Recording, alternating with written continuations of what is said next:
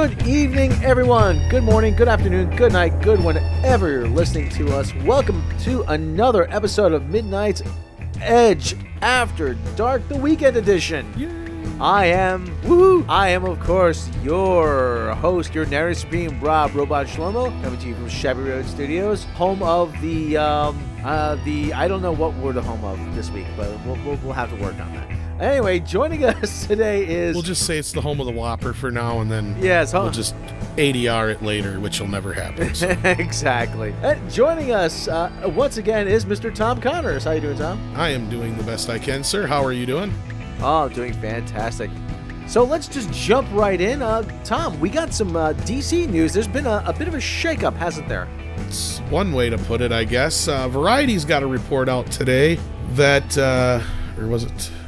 Yeah, it was yesterday, but yes. DC is getting a shakeup behind the scenes after Justice League stumbled, putting it lightly. According to the report, Variety has learned that Warner Brothers is planning a shake-up and restructuring of its DC Films operation after the box office disappointment of Justice League.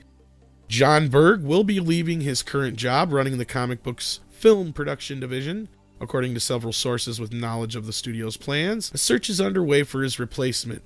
Berg will be instead a producing partner for Roy Lee, who of course produced the Lego Movie and It, and has a deal on the lot. According to Toby Emmerich, who told Variety that this is something that John approached me about 6 months ago, and he expressed his goal was to ultimately be a producer at the studio. He says he first met John when he was a producer, and he brought Elf to New Line, which remained one of the best, most evergreen titles in the library. We're thrilled that John is partnering with Roy and anticipate there being a valuable source of movies for Warner Brothers and New Line. Warner's is expected to name a new person to run the DC films. Jeff Johns, who has partnered with Berg on much of the creative direction of the films, is expected to continue serving as DC's chief creative officer, even though there was some rumors and reports out there that he might get demoted to.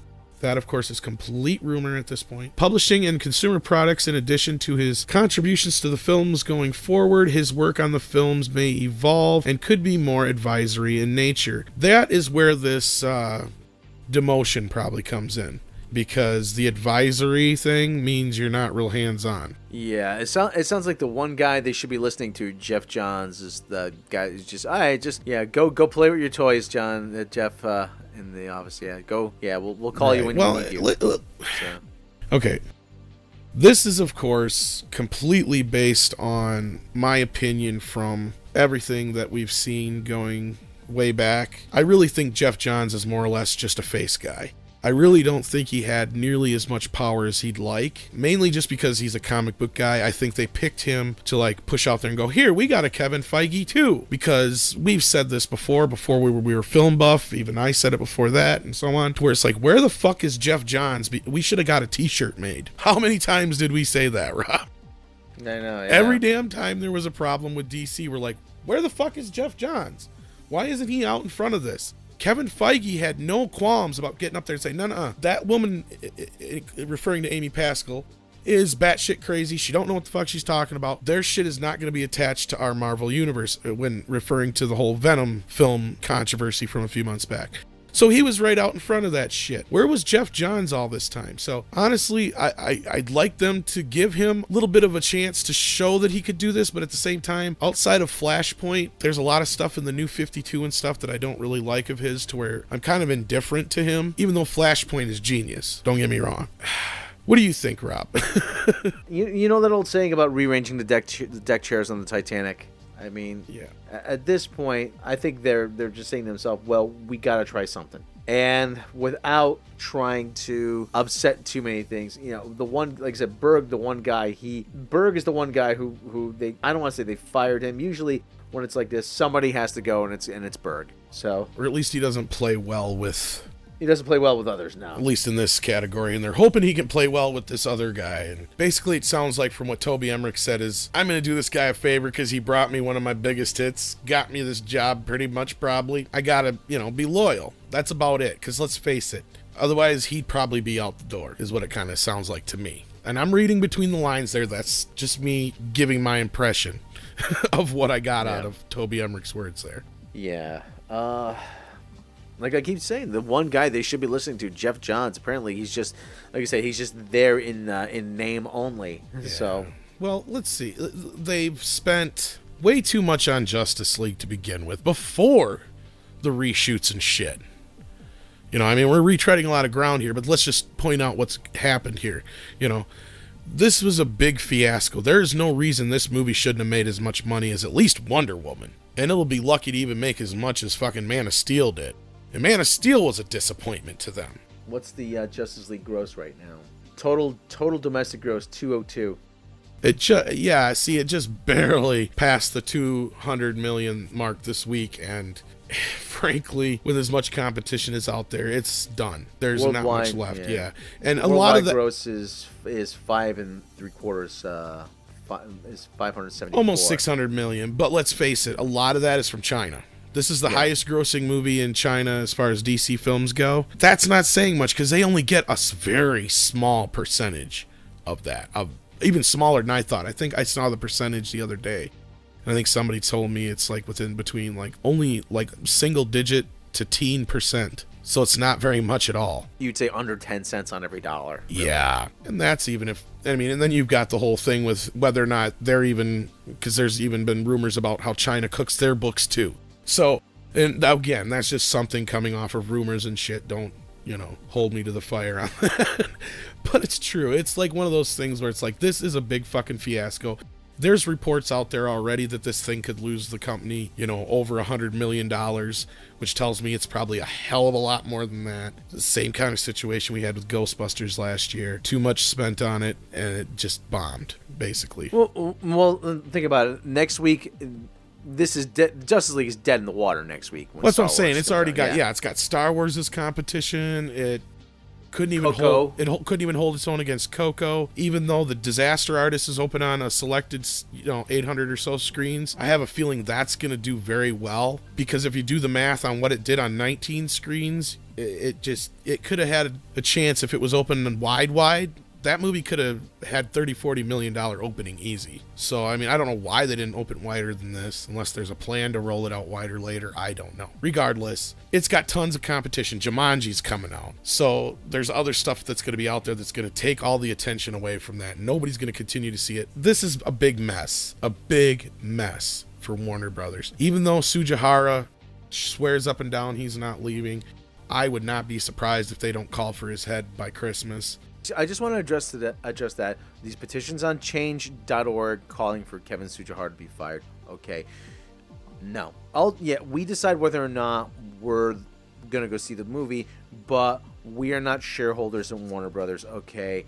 Only the shareholders and Warner Brothers can call for him to step down or to resign. And he's lost them enough money. The chances are. We'll talk a little bit more about him later. Like I said, this is a majority rule like in the Orville where you downvote someone and they lose their status. He has a hierarchy to answer to, and he will. Trust me. Right. We don't need a change.org petition trying to get this guy unseated.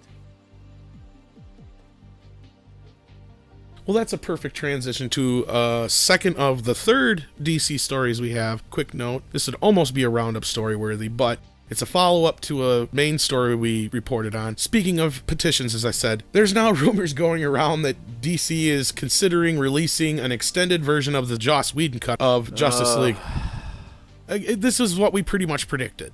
There's barely a Joss Whedon version of this movie. Exactly. Like I said, maybe they put the other half of the movie back in. Who knows? Regardless. So not only that, and then the script leak, but I'm sure we're going to talk more about this on the Justice League Roundtable. I just wanted to bring that up because that's a follow-up to something we reported on before.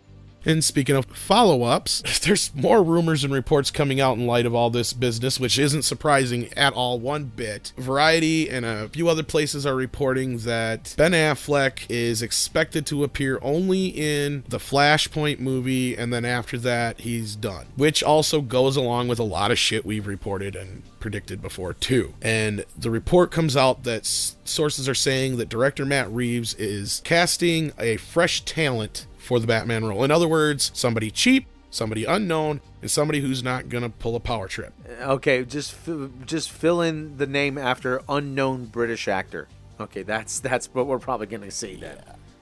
Yeah. Unknown British actor so-and-so has been tapped to play Batman. But the name that keeps coming up is Jake Gyllenhaal, which... I don't think he's going to do it. I don't think he's going to do it. There's a guy out there who we haven't seen yet. Just as long as you don't do anything stupid like cast Michael Cera as Batman. You know, just... Right. Yeah. Nobody knows. I'm Batman. I'm Batman. This is boring. Just remember, Bruce, there's always money in the banana stand. So, I don't know if anybody out there watches Arrested Development, but anyway. Yeah, this is not surprising. This is like, we figured this. We've reported and reported and reported and reported on it. It was evidently clear between his personal life and how Batman v Superman was received. So, I mean, it's been widely reported for so long through us and everybody else that Ben Affleck was probably out the door. So this is not surprising. So we don't need to linger on this too damn long. Don't find someone who's necessarily going to be cheap. Don't find someone necessarily who's going to be the biggest name. Just find the right guy, okay? Just remember one thing, Hugh Jackman. Nobody knew who he was, but he was perfect for the role. That's all that mattered. Absolutely. All right, so let's move on then. You said you had a few items in the roundup for us, did you not, Rob? Yeah.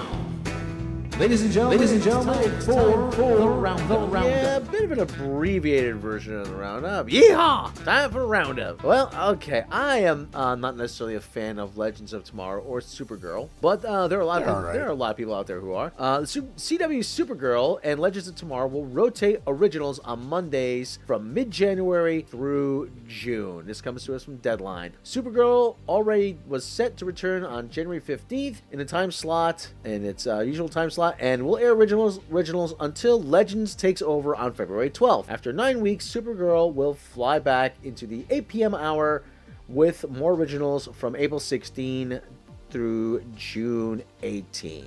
So, bit of a weird kind of scheduling thing, but if it works for them. Do you watch Supergirl or not? I seen the first season. It was all right. I haven't got to see any of the second season yet, though, so... I've heard two different sides to that. And Legends of Tomorrow is interesting. I like it for the most part. I haven't seen this last season, though. I'm not that familiar with Legends of Tomorrow, so we had reported actually Louis C.K. had a film called I Love You, Daddy. Yeah. And there was a scandal that broke with him. And apparently Louis C.K. is buying I Love You, Daddy back following the scandal from its investors. This comes to us from Deadline. The Orchard has confirmed that it is wrapping up a deal to sell the global rights for I Love You, Daddy back to filmmaker and star Louis C.K. The Orchard acquired worldwide distribution on the black and white comedy out of the Toronto Film Festival for $5 million. C.K. reportedly will pay back any money received from that deal, as well as any marketing costs, roughly $500,000 to $1 million, incurred by Orchard. As a result, Orchard will not incur any financial setback from the return deal. Such money spent includes a brief awards mailing numbering 12,000 DVD screeners. Wow, that's a lot. They sent out that many screeners? Holy cow.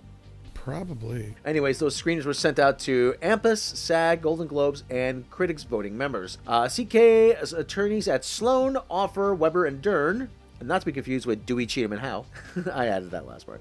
Have been working on the deal with The Orchard. Former 3 Arts manager Dave Becky, who is named as producer on I Love You, Daddy, hasn't been involved in the return deal as he dropped his client following the scandal. No words yet on if CK plans to release the film wide distribution or on its website. So we'll have to keep an eye on that. I could see it probably going like streaming. I could see him like trying to sell it to like Netflix or something like that. Netflix or Hulu or Amazon Prime or something. Anyway, so like I said, a bit of a brief news in the roundup, but we got some birthdays. Actually, a couple birthdays I want to talk about. Actor Dominic Moynihan from Lord of the Rings, he was born this day. Actress Kim Basinger, still lovely as ever. Actress Terry Hatcher, also born this day. Giggity. 2 DC legends there. Yes, that's right. Yes, Kim Basinger. Interesting story about... And Terry Hatcher. Interesting story about Kim Basinger. Sean Young was originally playing Vicky Vale, and she broke her leg horseback riding. Yep, and then to try and get the part of Catwoman, she broke into Tim Burton's office dressed as Catwoman, jumped on his desk in the middle of a meeting, and started hissing and clawing. And we see how well that worked. It did not. But she was an Ace Ventura. Yeah. Anyway. Boy. So then, speaking of comic book legends. Yes, Tyler Mane. He played Sabretooth in the first X-Men movie. Indeed. Yes, David Carradine from Kill Bill, and I know him better, and you probably know him better, as he was in Kung Fu. I know him in all kinds of stuff, but yes. And interesting fun fact, Kung Fu was originally supposed to star Bruce Lee. Yes, it was. Yes. Sammy Davis Jr., man. He was also born this day. The late Sammy Davis, man. Yeah, it's cuckoo, babe. Yeah. I could dig it. I could dig it. I sound more like Paul Schaefer. So, Rick Baker. Rick Baker was also born this day. Makeup artist. Musician Greg Allman was also born this day. Basketball star Dwight Howard also born this day. And we actually have another birthday I want to discuss today. The legendary comic Sam Kinison was born on this day! Sam Kinison, I have a confession. I am a huge Sam Kinison fan. Now, for you younger listeners, if you don't know that name, look him up. Sam Kinison had to be one of my biggest influences in comedy, probably one of the reasons why I decided to try stand-up in the first place. And actually, I wear a hat on stage, similar to what Sam, as a tribute to Sam. Sam, what was the first time you became aware of Sam, Tom? It was either one of his solo concerts, or perhaps when he was on one of Rodney Dangerfield's specials, because back in the day, Rodney Dangerfield is probably responsible for about 60 or 70% of the most famous comics that came out of the 80s. Especially women, believe it or not. Oh, yeah. Oh, yeah. Ellen DeGeneres, Roseanne Barr, you name it. If it wasn't for him, you probably wouldn't know who they are. But he basically just opened the door wide open for young comics at that time. Yeah. And he was one of them, along with guys like Pauly Shore for some reason. But anyway. Another name, Rita Rudner, actually. We could sit here all day. Oh, yeah. But, that's probably my first memory. But my most vivid memory of him was the day I found out that he had died. Yeah. I just got up for school. I was waiting for the bus. At that time, I had the old Sony cassette Walkman that actually had the tuner on it, so I could sit there and listen to the radio, too. And that news came over, and it just, oh, man. It was like, are you serious? Yeah, that's just Sam, but he was great. Yeah, great comic. Tragically, Sam died outside of Las Vegas, hit by a drunk driver. Unfortunately, he was not wearing his seatbelt, and like I said, just tragic. I first became aware of Sam Kinison, I believe it was 1984. Like I said, Rodney Dangerfield used to have the Young Comedians show on HBO. Yep. Every year, once a year, he would feature young comedians. And like I said, Jerry Seinfeld, Rita Rudner. Jim Carrey. I mean, a lot of comedians got their start on that show and at Dangerfield. And Rodney comes out. He introduces Sam Kinison. And he launched into this. It was a comedic tour de force. It really was. I mean, it was unbelievable. Completely blew me away. I hadn't laughed that hard in a long time. And then he was he has a small role in Back to School as Professor Turgensen. Oh my, and I went to see that movie twice because of that one scene. I couldn't believe what I saw, and again, I hadn't laughed that hard. That's a great movie. If you guys haven't seen it, it's got a very young Robert Downey Jr. Yes. And I actually was very fortunate. I got to see Sam about a year before he died. I got to see him here at the Palace Theater, which is now called the College Street Music Hall. I was sitting actually down pretty close to. He comes out. Ladies and gentlemen, Mr. Sam Kinison. He's got these sunglasses on. He's got the trench coat. He's got the hat. He's got this big smile on his face. And he's just like, thank you, everybody. And I was like, it was incredible. It was just, to see Sam perform was an experience, really. He would have been 64 years old today. And I still think to myself, man, what if Sam had lived? What would he be doing now? Because... well, he'd have to completely change his act. Oh, yeah. There's no way he'd get away with... 'cause that's the thing. We'll warn you guys up front. If you seek out any of his stuff, if you're not familiar with him, be prepared. It is shocking. Yes, it is. It is very un-PC. It is very late 80s. And he does a lot of off-color jokes. Yeah. And that's putting it mildly. But this is a very interesting guy because he got started later in life. Oh, yeah. He wasn't young. For being on the young quote-unquote comedians, I'm sure Rodney's seen a lot of himself, because Rodney also got his start late. He used to be a minister. He was a Pentecostal preacher, yes. Or a preacher, yes. So he come from a completely different background, but he knew he could get people's attention. He knew he was good at speaking in public. He had tons and tons of drug problems. Oh, yeah. All kinds of women problems, but he lived the life of the rock and roll comedian. Yes. Had a famous feud with Bobcat Goldthwait. I mean, this guy has a rich history. He had a huge feud with Andrew Dice Clay. Yeah.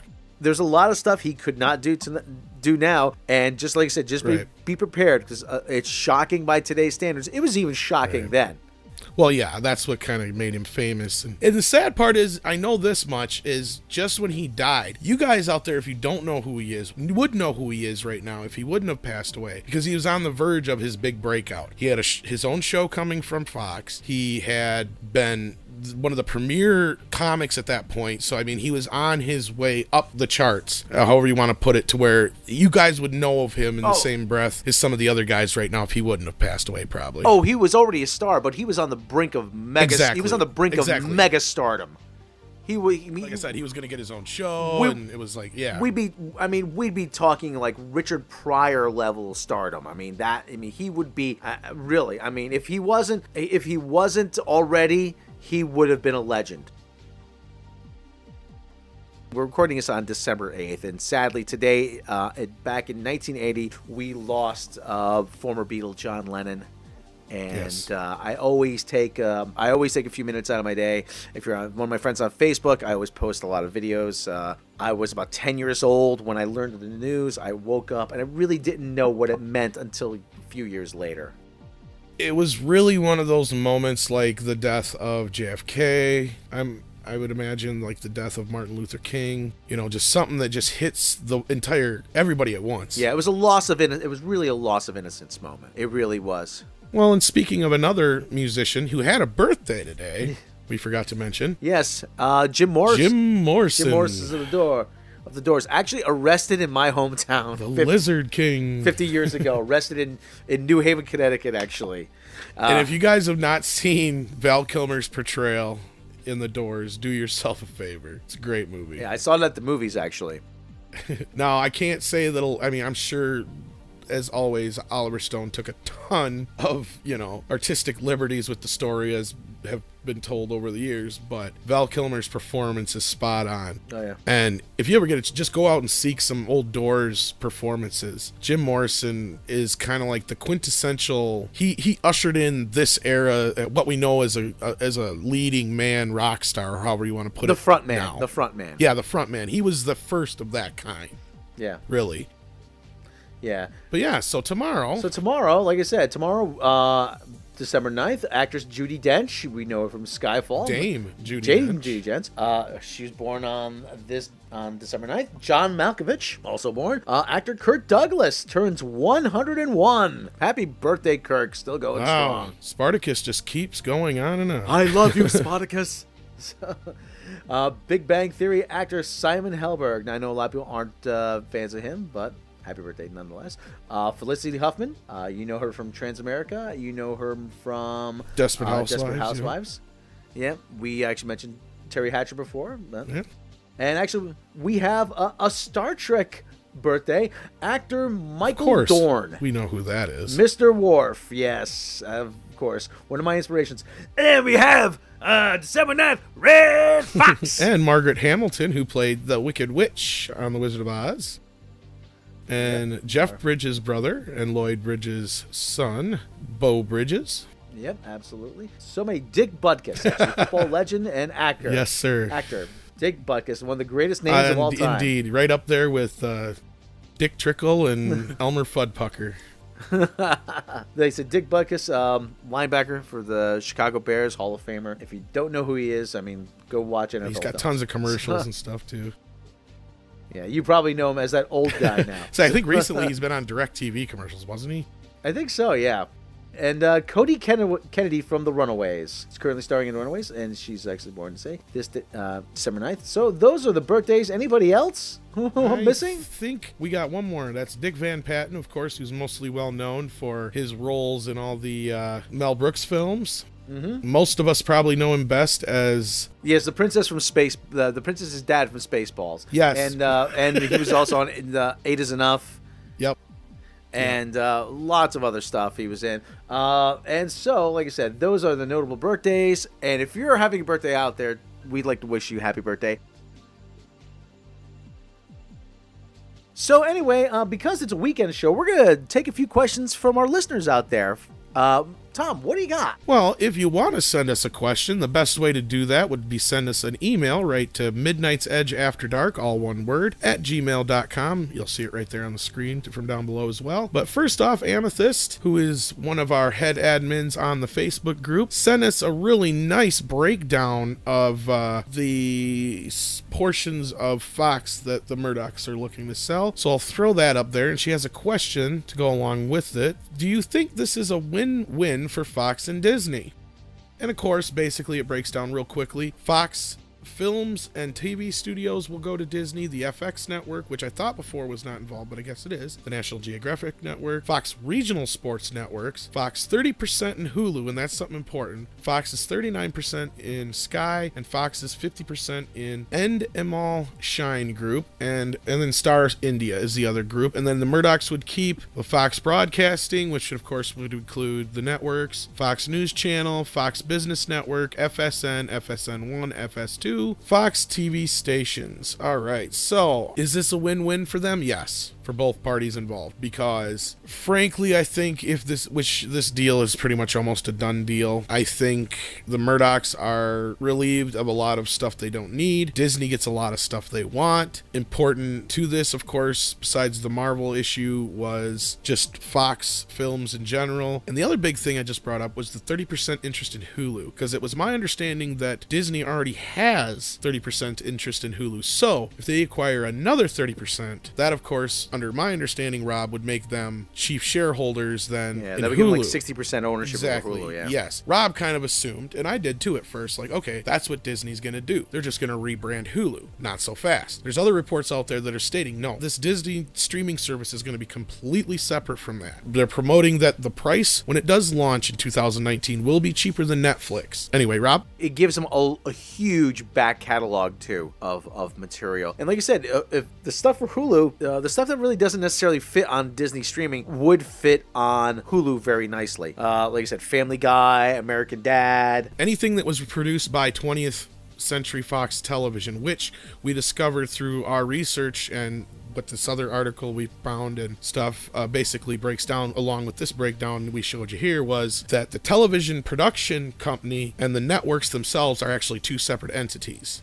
Thank you for that question, actually, Amethyst. Sarah Moreno, another favorite of ours. Where do you think Marvel Studios will introduce the X-Men? Rob, where do you think they're going to introduce them if this sale goes through? That's a good question. I have no idea. I think they'll introduce them maybe somewhere in Phase 4. I would put my money on early Phase 4. That's where I would. So you'd probably be looking 2022 maybe. I think they're gonna start plopping in X-Men characters here and there, kind of a la the twins in Ultron. Yeah. And we'll get a buildup of a bunch of different mutants in other places, and then they'll drop an X-Men, full-on X-Men movie with the mutants they've already introduced, and then they'll introduce us to the more prominent mutants. So get what I'm saying here is like, yeah, they'll introduce us to like some random lesser-known mutants in, say, the next Captain America movie, or the next, in Captain Marvel, maybe we'll first see him. You know, I'm just throwing this shit out there, but you know what I'm saying. It's just, yeah. And then finally, when they get to that X-Men, which, like you said, probably like 2022, 2023, 24 in there, then we'll get a full-on X-Men movie. We'll get introduced to our brand new Xavier. I have a feeling that instead of doing a male Wolverine, they'll go with the female version. So they'll change that up a little bit so they don't have to compete with the whole Hugh Jackman thing. This is all, of course, just what I think they'll do and what they probably should do, maybe, if they want to be successful. And then, like I said, you'll get introduced to all these new characters in the X, and they'll just expand from there. Because they're not going to use, I really don't see them integrating any of the already introduced X-Men outside of the ones in Deadpool going forward. I think the X-Men Dark Phoenix movie, this is the last time this group of actors plays these characters. Unless there's that off fucking chance that they take Hugh Jackman up on that offer and they do decide to integrate him into the Avengers somehow. That would be more of like a one-off type thing. But I don't think they'll do that, because then that just stifles them going forward, because obviously Hugh Jackman's not going to be able to continue to play Wolverine forever. You know, it would be cool to see it, don't get me wrong. I'd love to see Wolverine fight next to these guys that we have now, but let's be realistic about it. If X-Men is going to be reborn in Marvel's image, it's going to have to be from the ground up. Yeah. Same with the Fantastic Four too. Exactly. Those guys actually probably be a little easier to introduce the same way I just said too. You know, you introduce like Richards earlier on and Victor Von Doom earlier on and so on, and then, or even have them, you know, like you could even kind of bring them in as recruits of the new Avengers, and then they decide to form, you know, their own team in some way too. You could do different versions of them than we've already seen. Yeah. As long as they're used properly. I trust the team at Marvel to do something good with them if they decide to even do anything with them. Oh, well, thanks for the question there.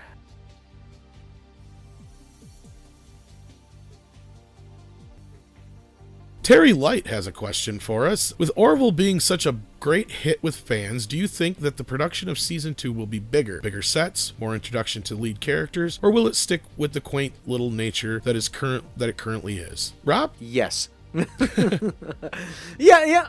Obviously, it's good. I mean, obviously, they're going to have more money to play with because it's success. That's what usually happens. Well, the early reports were kind of like they took off the last episode of this season so they could put the money into next season, and they're still only doing, I believe 11 or 12 episodes next season as of right now. This show, though, does seem to have a growing, strong fan base, so it'll be interesting to see going forward, especially if Disney buys Fox out, because if the Fox, I think that this is produced by Fox Television Studios, so if it is, and I'm correct, then there's a chance that, you know, Disney might like, hey, there's some potential here. So that might be something they throw some money at. You never know. It's a good possibility. You got anything to add to that, Rob? Or? No, well, like I said, there's always that thing that you don't necessarily go bigger, you go deeper. So, and Seth, like I said, Seth MacFarlane knows what he's doing. So whatever he does, I trust him. If he thinks it calls for more effects, you know, he'll get more effects. Chris Ortiz asks, do you think that Kevin Tsujihara is as bad, if not worse, than Tom Rothman?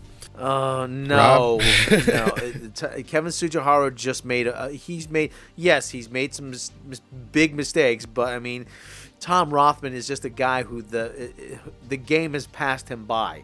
Really, I'm gonna say this: Tom Rothman is. We know more about Rothman, so we can comment more on him in a sense. But we know the demon he is. We know what he is capable of and what he does and doesn't do. However you want to put it. Tsujihara, like you kind of said, he's kind of like Tommy Wiseau. He's just like, I don't care. Do what you want. It's okay. You know, just do whatever you want. That's kind of what I think the feeling I got out of him. Because that's the reports we kept getting out of Warner Brothers. It was just a bunch of fucking kids running around like chickens with their heads cut off. Was something we heard tons and tons of times. There was no leadership. That was something we kept hearing. And then the moment this whole thing with the AT&T merger, then everything went batshit crazy. The rumor is that people were spending money left and right. Money was just bleeding out of the fucking company into these highbrow productions. I think he's just not, as opposed to Rothman, who is just pure evil incarnate in a lot of ways.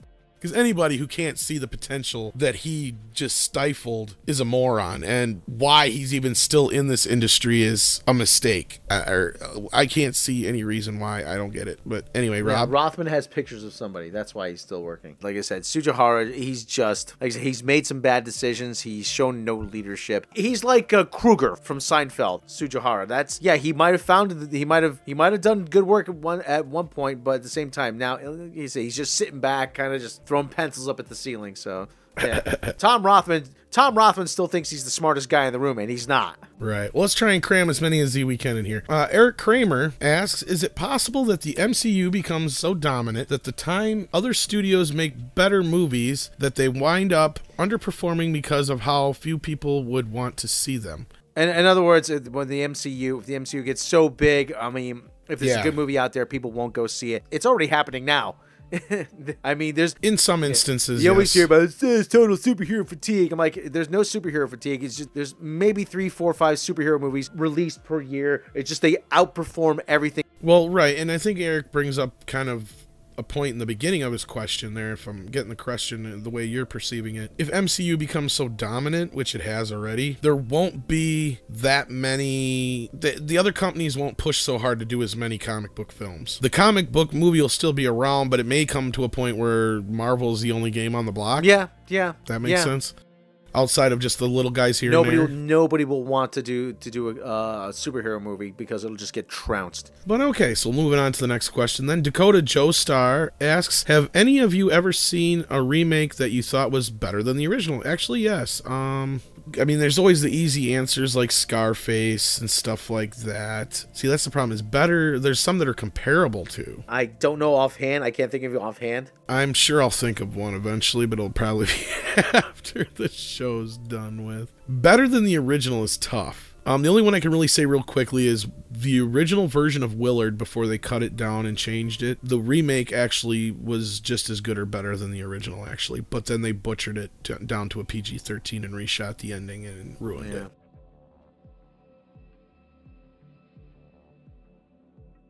Next question, Brian Arjan asks, what do you think the chances are that Disney also acquires Sony? None. Not as the company as a whole. I don't think that the Columbia catalog is nearly as the television parts of it. The only thing I see Disney maybe getting are the Bond rights, and if they're spending $60 billion to acquire Fox, I don't think so. They'll go after Spider-Man, and that's it. Mitchell Martinez asks, how much longer can Sony keep screwing around with these pointless Spider-Man-less movies before they finally let Marvel do all the work? Probably soon. Yeah. A lot's going to hinge on Venom. They're pushing it. If Venom fails, then everything else is probably going to be all off the table. Silver and Black, Morbius. It's all going to hinge on Venom. Basically, like we said, if Venom falls flat on its face and fails, they're probably not going to continue trying. Just to clarify, we're not rooting for Venom to fail, but we think it is going to. We have a hard time trying to figure out how the fuck they're going to tie this, or not tie this, should I say, in with Spider-Man somehow. And make it make sense. But anyway, Sam Moreno, I believe that's Sarah's brother, actually. What are your opinions on Red Letter Media Crew? I love them. They're great. I don't agree with everything they say. Fellow Wisconsinites, so I like that part too as well. I was turned on to them years and years ago with the famous episode 1 Plinkett review, like most of you guys were, and I've been a huge fan ever since. I mean, we're talking, God knows how many years ago now. Rob? I kind of like them, I guess. I don't know. They're pretty good.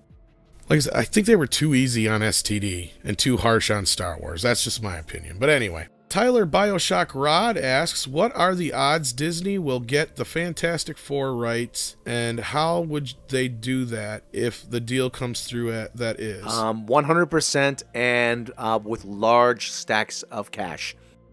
As I pointed out in the last podcast, I'm not sure how deep Constantine's Films, or whatever the hell they're called, Constantine Films Company, has as far as a stake in this. I think that's it for the questions. We did have one other question about the live podcast. We do want to try that again someday. It just isn't feasible at this moment in time with the way things are set up, but we are working on that. Hopefully you can help us with that, though, and tell them how they can help us with that, Rob. Well, first, if you like what we do here, you can click that subscribe button. That way you'll be informed. All the latest content is uploaded, and if you click the bell icon, you'll get push notifications sent directly to your phone or whatever smart device you use. And if you really like the show, you can support us through Patreon. Patrons will get all kinds of bonuses. We have multiple tiers for support on Patreon. You'll get bonuses. You'll get early notification of mini documentaries. You'll get advanced looks at various content. You got the Trek log 5 days early last time it was. There's the newest one up right now, which is going to be up a few days early, and the audio for it anyway is up right now, along with the animation for that, so you got that for it. And we just uploaded another episode of Beyond the Edge as well. Yes, get to learn the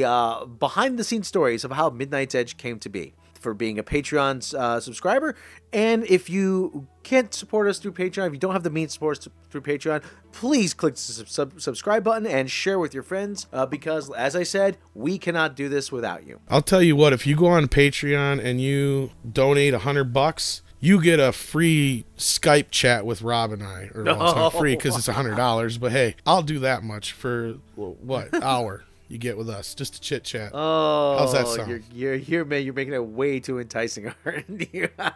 Yes, nobody's gonna do that. No, nobody's gonna do that. It's like win a date with Rob. I'm like, nobody's gonna. Yeah, I should be paying you.